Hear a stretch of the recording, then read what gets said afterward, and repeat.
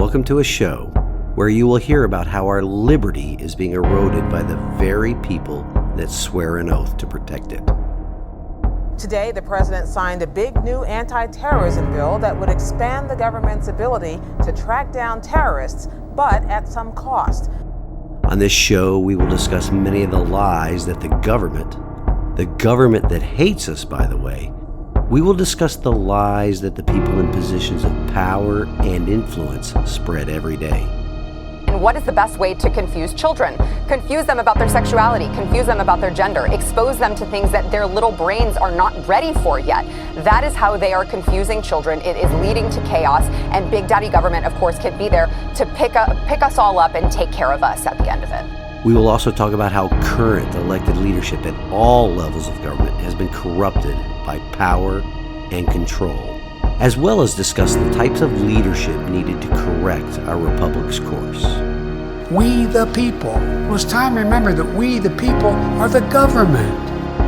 Providing assistance for the Ukrainians to defeat the Russians, that's the number one priority for the United States right now. I am your host, Larry Linton, retired U.S. Navy Command Master Chief and prior Tennessee House of Representatives District 12 candidate, and welcome to the Liberty, Leadership, and Lies podcast. Welcome to this week's show, ladies and gentlemen, which just happens to be the 100th regular episode of the podcast. I'm astounded by that fact. In all reality, though, it will be the 196th episode if I count all the full episodes, along with the weekend updates I used to do, as well as the special interview episodes. So the show is continuing the churn. I do need the audience's help, though. If you like this content, be sure to share the podcast with your family, friends, neighbors, and coworkers, especially for the folks that live here in Sevier County, Tennessee, as well as the entire state of Tennessee. A lot of the content primarily deals with what is happening here in my county and in the volunteer state. I do try to ensure some national content is included in each episode because I don't want to leave out those people that have decided to take a stand in the arena where they live. Today's episode, though, is Tennessee specific. But please be sure to subscribe to the podcast on whatever platform you listen to it on. Share it through your social media pages and through your email contacts as well.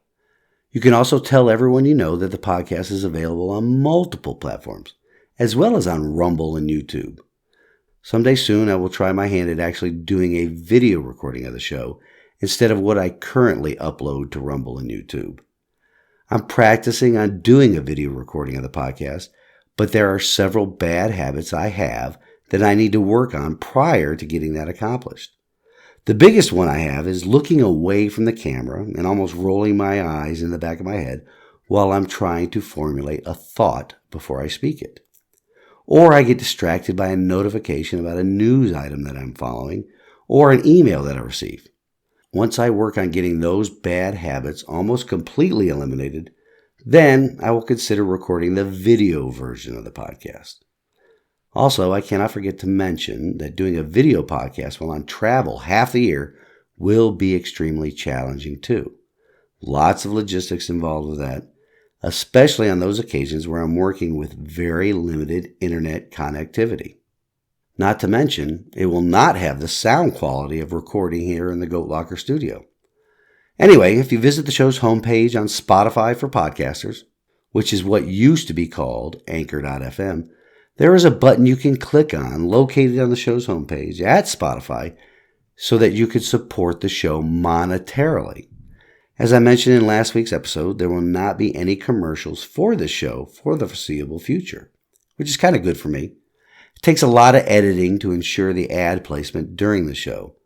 We'll have to wait and see what happens in the future, though, as it relates to ad placement for Spotify during the podcast. And as I mentioned, if you feel so inclined, you can support the show monetarily. It is not necessary, but it would be greatly appreciated. All proceeds I receive from Anchor and Spotify are used to purchase equipment and software to improve the product I put out. In addition to the many podcast platforms this show is on, I also hang a link to the show on my webpage and share the weekly episodes on my social media pages. Now, let's get on to this week's topic of lies. The title of the show is Lies, more incompetence, or corruption? I believe by the end of the show you will know that it isn't incompetence we're talking about today. Today's episode will be a bit longer than usual because of the information I want to share. But it is really serendipitous that the topic of lies is up in the rotation right now. This episode comes on the heels of the same week that the Sevier County Republican Party's biannual reorganization convention was convened and concluded. It occurred this past Monday. I told you all that I would get some inside baseball stuff as it relates to that event and the events surrounding my choosing to run for chairman of the County Republican Party. There were a lot of shenanigans behind this past Monday's reorganization, both prior to and during the convention.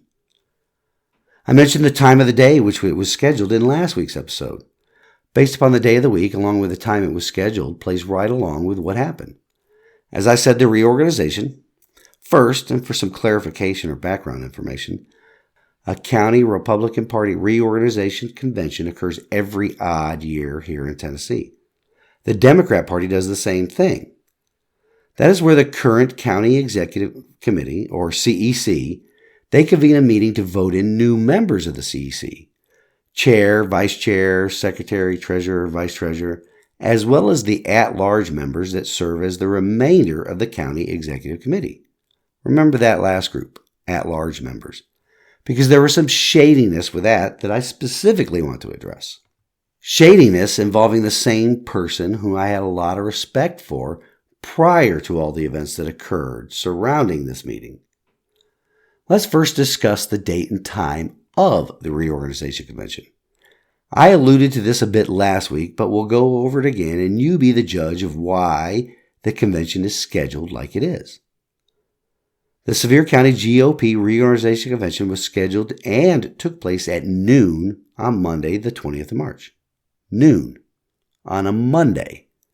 If you head over to the Tennessee GOP's webpage, it lists the dates and times for nearly every county's reorganization convention. Some are missing the actual data, but if you do a web page and a Facebook page search, the available data will also confirm this. There are 95 counties in the state of Tennessee. Every reorganization convention that occurred or will occur this year between the hours of 8 a.m. and 5 p.m., and this is from the data I could find, showed that these events happened on a Saturday. All other work week conventions took place after normal working hours during the week. It was nearly the same in 2021, too. Except during that year, the Sevier County's GOP reorganization convention took place at 2 p.m. on a Monday.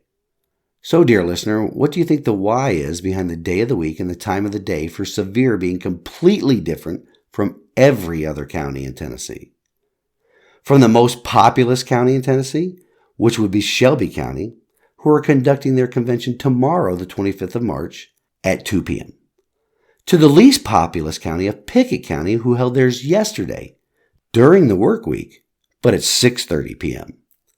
I think we all know the why, don't we? In the middle of the day on a normal work day. That means it will not be very well attended, at least by the everyday Joe and Jane that are Republicans. And then there is this. Those that are in attendance have a plan in place for who is elected to what position during the convention. Many of the listeners of this podcast and the followers on my social media pages, as well as the blog, they knew that I threw my name in the hat to be voted on for the position of chairman of the County Republican Party. It was quite the exercise trying to get the name of the person I was to notify about that, because not only is the Sevier County Republican Party not very transparent in their activities, they are very unresponsive to communications transmitted to them. I detailed all of that in last week's episode. I also discussed how I found out about the 11th hour edition of another candidate via an email through a group I used to believe were actually fighting for a restoration of constitutional principles here in Sevier County. That isn't to say the regular members of the group aren't doing the work, but I'm afraid the leadership of that group has now proven themselves to be another digit on the hand that wants to maintain control of the Sevier County GOP. The chairman of the group is the person I referred to just a bit ago.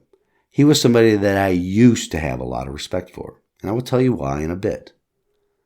Now comes some more shadiness with the whole process, though.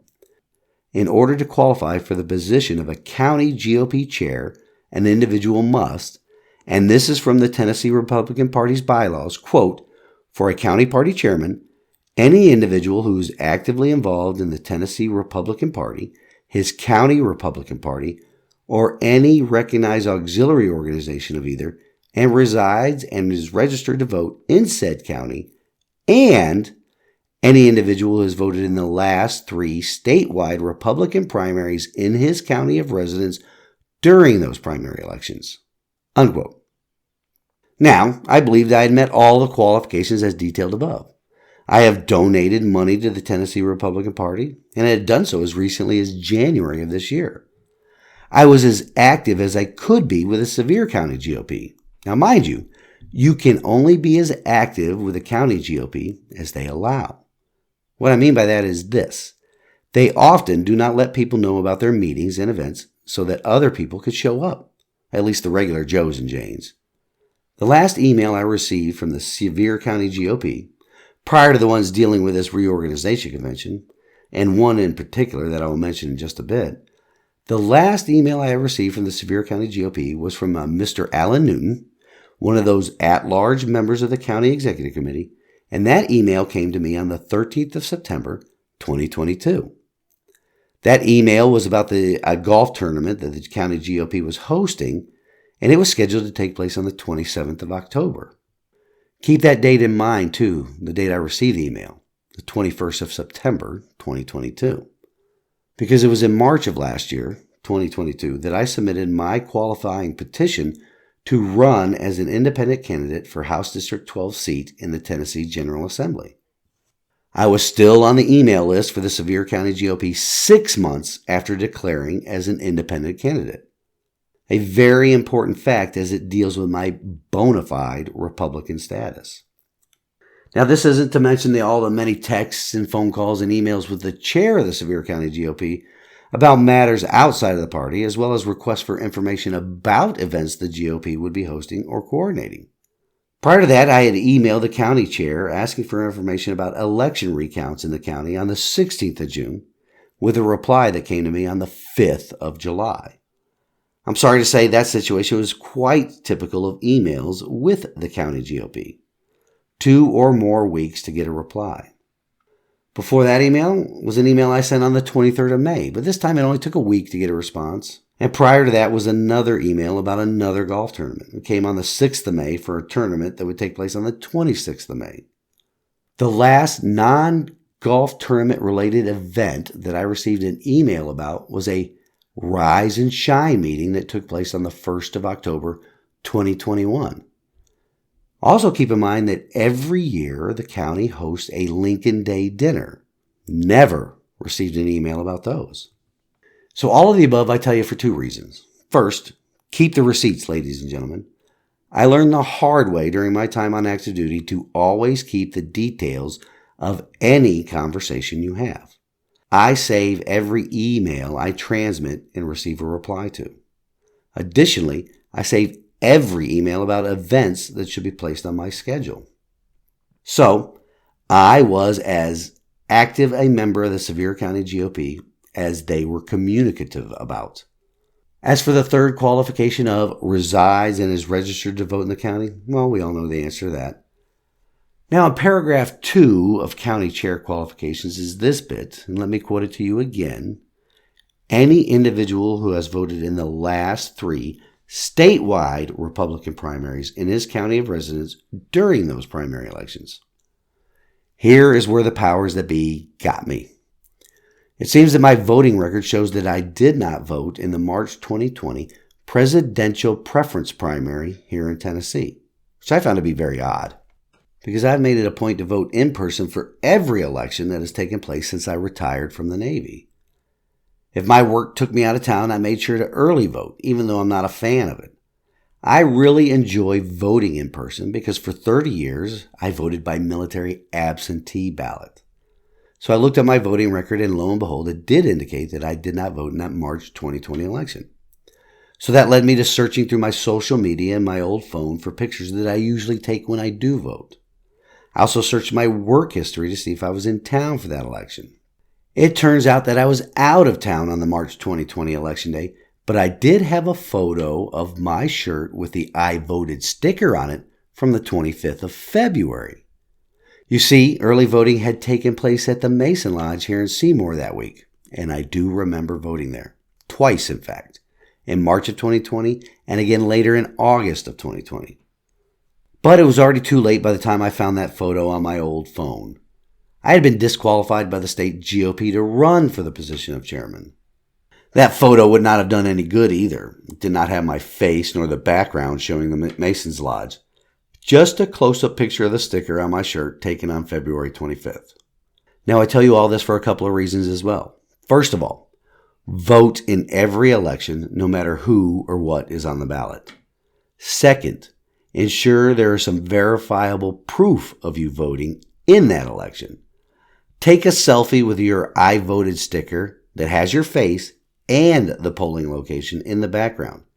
Share it all over social media as a backup record of you voting in that election. Learn from my mistakes so you don't make the same ones. That disqualification notification came to me via text at nearly 7 p.m. on Thursday, the 16th of March, less than 4 days before the vote was scheduled to take place. Needless to say, I appealed the decision to the chairman of the Tennessee Republican Party immediately, and we'll get into that a bit later in the show. The end result, though, was that I did not get my appeal approved and therefore could not run for the position of chairman. However, I was eligible to run for every other position on the county executive committee. The voting requirement was not to last the Republican statewide elections, but 3 of the last 4 Republican primary elections. My voting records show that I had voted in August of 2018, August of 2020, and August of 2022 Republican primaries. Funny how that works, huh? The one election I needed on my record is missing from my record. I voted in every other election except the one that broke up my 3 consecutive. Things that make you go, More on that in the future, though. So before I do get into the appeal that I had with Mr. Golden, I want to discuss the person I have lost all respect for. For a couple of reasons, too, and I'll detail them here. Also, for now, I will not mention this man's name or the group he leads. If you're a regular listener of the podcast or a follower of my blog and social media posts, you will probably figure it out. I'm keeping my powder dry on this for a little while. And I will use the information I'm about to share with you at an appropriate time so that I can wake up the members of that group to the duplicity of this individual. The duplicity may not be unique to this individual, but the entire executive board of that group. I have not yet fully determined that yet. As I previously mentioned, this man chairs a group of grassroots conservatives here in Sevier County. I have regularly attended this group's meetings and other events as they took place throughout the county the past few years. It was based upon what I heard at that group's meetings, as well as the background of the chair, that I sought him out personally for some advice about a possible run for office in July of 2021. July 28th, 2021 to be exact. Again, folks, I can't stress this enough. Keep the receipts, dates and details of meetings, phone calls, letters, and emails. Arm yourselves with the facts. You can see how my failure to properly document my early voting in February of 2020 bit me in the keister. Anyway, during my private one-on-one meeting with this individual, I asked his thoughts about challenging Representative Dale Carr in the 2022 general election. I told him at that time that I would have to do it as an independent candidate because of the Tennessee GOP bylaw requirements to run as a bona fide Republican candidate. Getting sick of that word, bona fide. The requirements are similar to the ones already mentioned, but with an additional caveat. Qualifications to run as a GOP candidate for public office, according to their bylaws, are, quote, the following shall be party membership requirements for candidacy to public office. The Tennessee Republican Party hereby defines the term bona fide Republican as A, any individual who is actively involved in the Tennessee Republican Party, his county Republican Party, or any recognized auxiliary organization of either, and resides and is registered to vote in said county, and either B, any individual who has voted in the last 3 of the 4 most recent statewide Republican primary elections, or C, any individual who is vouched for in writing to the satisfaction of the decision makers defined herein as a bona fide Republican by an officer of the TRP or a member of the CEC, excluding SEC members of the county and or district where said individual resides. Persons who have voted in any statewide Democrat primary will be ineligible for a voucher following the 2026 election. Unquote. So according to what I just read, I meet the requirements in A and B and do not need to meet the requirements in C. The caveat is this, citing the requirement in the following subparagraph D is, quote, D, any individual seeking elective office as a Republican candidate will be required to submit to the TRP the following fees prior to the applicable filing deadline for the office being sought, unquote. And after that in the bylaws follows a list of fees required for the office a candidate is seeking. For example, if you want to be a GOP candidate for the governor of Tennessee, you are required to pay a fee of $5,000. For the seat I ran for, the fee is $500. But get this, it really isn't a fee as stated in the bylaws. I talked with several prior candidates, both winners and losers, for office during the past election cycle that detailed how the quote-unquote fee was charged. It is a political contribution to the Tennessee Republican Party. In other words, a donation. Fees for running for office are quite similar to poll taxes, which are unconstitutional. Not to mention that these same fees have been deemed unethical by the State Ethics Board. Conservative constitutional legislators tried to pass a bill in the General Assembly during this session to eliminate the fees, were unsuccessful. Gee, I wonder why. Could it be pressure from the state Republican Party and its ineffectual chairman, Mr. Scott Golden? Maybe. But if it looks like a duck, quacks like a duck, and flies like a duck, it must be a duck, if you know what I mean. So, based upon my principled belief that a citizen should not have to pay a fee to a political party to run for office, it also solidified my decision to run as an independent candidate. Also, there is no mention in the bylaws about running for office as an independent candidate that makes it disqualifying. You can go back and listen to the qualifications again, or you can go to the state's website and download the bylaws and read them for yourself. So, back to my conversation with this individual. I discussed my lack of bona fide status and being forced to seek office as an independent, and my very principled, sound, constitutionally principled, stand against having to pay a political contribution in the amount of $500 for the privilege of running as a Republican. This man's only response to me was that it was going to be difficult. Nothing about how wrong it was, nor advising me against it, nor how it could disqualify me for anything. We left that coffee meeting with the understanding that an independent campaign would be difficult. Nothing else. I never imagined he would be part of the reason for it being difficult to involve myself in Sevier County politics. The group that this individual is the chair of has the following as their mission statements. Quote, conduct ourselves in a manner consistent with the principles set forth in God's holy word. Support and promote the original intent of the Constitution of the United States of America and the Constitution of the State of Tennessee.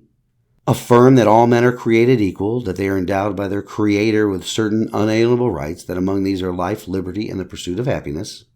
Support the right to life of unborn children from the time of conception through birth. Monitor the voting records of elected officials as related to our state and United States Constitution, as well as conservative principles. Maintain lines of communication to those officials, both pro and con, regarding their voting records. Make the citizens of Sevier County aware of their voting records through regularly scheduled meetings with informed speakers, the local media, and various sources of social media. And the part of their mission statement that is the most important takeaway is this, quote, support those candidates for office who pledge their allegiance to the Constitution of the State of Tennessee and the United States of America, and to those incumbents who have established voting records compatible with our core beliefs as set forth in this mission statement, unquote. So, believing that as a participant in this group, a very active participant, much more so than the person that would be announced as an additional candidate for the position of chair, which I didn't find out about until Wednesday, 2 days after the deadline for announcing, I let this individual know on the 12th of March that I was throwing my hat in the ring. Early on that following Wednesday, the 15th of March, another grassroots conservative group here in Sevier County sent out an email and a Facebook page notifying the GOP voters here in Sevier County to come out and support me in my bid to become chair. Keep in mind, I had not been disqualified by the GOP yet. So 3 days after I personally let this individual know about my plans, and on the same day that a separate group sent out an email and puts out a Facebook post to support me in my bid, this individual and his group come out of left field in support of the previously unannounced candidate that nobody officially knew about until that group's announcement. By nobody, I mean those people that are not part of the good old boy inner circle here in Sevier County. I have my thoughts on the 11th hour edition, and they are this. When nobody else had stepped forward to put their name in the hat for the chair other than myself, the good old boy had to go out and recruit the other guy. Because by any means possible, they could not have me be elected the chair of the Sevier County GOP. So naturally, I texted this individual and asked about the endorsement of somebody not active with his group. Don't get me wrong here. I'm not opposed to the other guy at all. I think he's a fine individual. He just happens to be the duly elected sheriff of Sevier County. I object to the manner in which this all occurred. Also to the potential conflicts of interest of having an elected official serve as the chairman of the GOP. And it's the sheriff, too. That man's life has already got to have him super busy with much more important matters. His election as chair could pose some problems for the party as well. Because now that a law enforcement officer is part of the executive committee of the county party, I'm sure that he would not want to be part of any shady dealings by the other members of the committee. In fact, he will be duty-bound to act upon any illegal activity. Who knows? It could turn out to be a very good thing. I mentioned to the individual we were discussing how this smacked of the good old boy politics. He came back at me, though, with how it was wrong for him to support me for that position because of my independent candidate status. Remember, I already talked about my 2021 meeting with him, and he said nothing at that time. He also said that he supported Representative Dale Carr in the election because, now get this, Representative Carr carried a bill for this guy in the General Assembly. It's a little quid pro quo, because remember the mission statement from this individual's organization that I read to you. The one that closed with this, quote, and to those incumbents who have established voting records compatible with our core beliefs as set forth in this mission statement, unquote. Well, Mr. Dale Carr's established voting record is not completely compatible with the core beliefs of conservatism at all. Yep, good old boy politics is the reason for this individual's support of Mr. Dale Carr and support of any candidate for chair of the GOP other than me. This individual let the cat out of the bag with that one statement about carrying a bill for him. And yes, I kept the receipts of that text exchange. And yes, I will share it with the members of his grassroots organization here in the near future. The final confirming act of his involvement as part of the Good Old Boy Club was during the convention itself. After our fellow conservatives, somebody else outside the royal family, so to speak, failed to win the position of vice chair, along with myself failing to win the positions of secretary and treasurer in those rounds of voting, came the nominations for the at-large positions. Keep in mind that my fellow patriots had forced 3 rounds of voting in an unusually packed convention, which took a lot of time during people's lunch hour. Anyway, when the at-large positions came up for nomination, one of the good old boys nominated all previous at-large members to keep their seats. Nothing unusual about that. And then as soon as that happened, the same individual that we're talking about motioned to close the nominations, which was seconded and passed, keeping my fellow conservatives from being nominated for any of those at-large positions. But get this, some of the previous at-large members were elected to those new positions this time. So, this individual's rush to keep me and others out of the Good Old Boy Network, they messed up by electing the same people to two different positions. And according to an official within the party that I talked with afterwards, stated that it would not be beneficial to do that, even if the bylaws of the county party permitted it. The bylaws, by the way, that I have been requesting a copy of for 2 weeks now, and those requests have only been met with silence. Also, this official within the party that I was talking with informed me that state rules limit the number of at-large members, so the county party wouldn't want to reduce the size of the executive committee by having some officers also be at-large members. The officers' positions are separate and in some ways superior to the at-large members. In other words, at the convention, the party good old boys shot themselves in the foot by the at-large position nominations and voting. But the kicker is this. The one individual that we have been talking about was the person who motioned to close the nominations and had it seconded as soon as the previous at-large positions were nominated to those positions. A rush to keep me and other true conservatives out. That was the icing on the cake for me, ladies and gentlemen, and for other members in attendance. So now let's get back to my disqualification to run as chair by the Tennessee GOP. As I stated, I immediately appealed that decision to Mr. Scott Golden on Thursday. I followed up again twice on Friday, then again on Saturday morning. It was not until Saturday evening that I received a reply. What a condescending piece of work Mr. Golden is. Regular listeners to this podcast know exactly how I feel about the chairman's conservative principles, or lack thereof. I have taken him to task on Twitter, on my blog, and on this podcast. The man's opening line of his response to me was this, quote, "I've never heard of you before," unquote.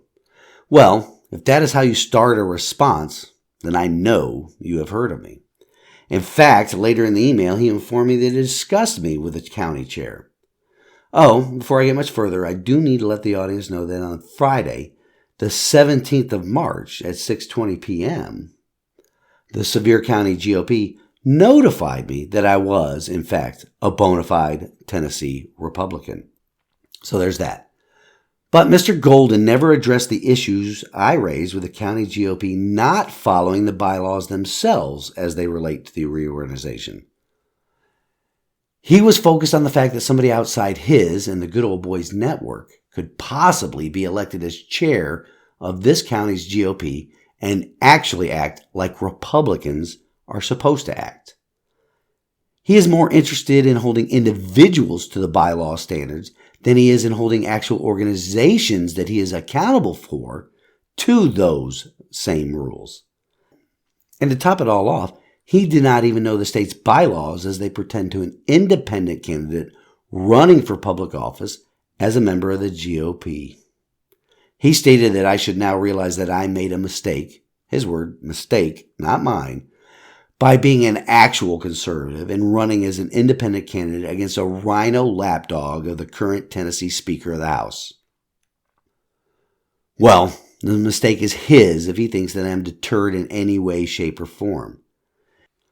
In fact, I am more determined than ever to make that organization and the members of the General Assembly more accountable to Republican Party and constitutional principles than I ever was. I will shine a light on every dirty deed they engage in with the goal of replacing these selfish members of the new aristocracy with true servant leaders. Going back to my sailor roots, I have this Captain John Paul Jones quote for them. I have just begun to fight. Well, ladies and gentlemen, we've run out of time for this week's show. In fact, apologies for significantly going over my self-imposed limit of roughly 30 minutes per episode. In closing, we have this week's wisdom from God's Word, and it comes to us from Proverbs 17:20. One whose heart is corrupt does not prosper. One whose tongue is perverse falls into trouble. It is our jobs, ladies and gentlemen, no, it is our duty as the citizens in this state and in this constitutional republic to ensure the corrupt do not prosper. That is what they have been doing for far too long now, and it is time to turn the tide on the corrupt, selfish people in positions of power and control. If you want to assist or find out ways in which you can help in this fight, You can send an email to Larry@libertyleadershipandlies.com. Again, that is Larry@libertyleadershipandlies.com. Thank you all for listening this week, and I pray that you enjoy the rest of your weekend. Until next week, stand in the arena with me. Reveille, it's time to wake up.